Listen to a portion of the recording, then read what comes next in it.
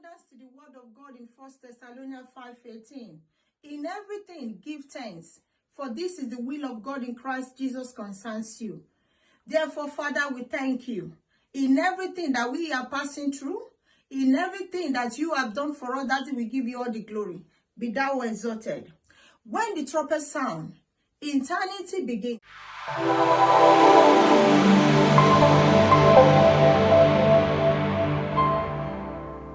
When the trumpet sound, eternity begins. The righteousness of God. The righteousness of God is found in and obtained through the gospel of Jesus Christ. God's righteousness has been granted unto the believers as a result of his grace and their faith in Jesus Christ. The Lord is righteous in all his way and holy in all his work.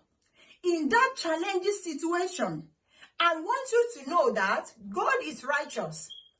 In which cause you to cry, I want you to know that God is righteous. He will not leave you nor forsake you.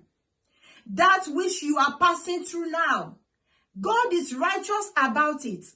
He will provide escape routes from it. In that storm you find yourself, God is righteous. Keep trusting him. Very soon, that storm will be still. The scripture recorded in the book of Psalm 129, verse 4. The Lord is righteous.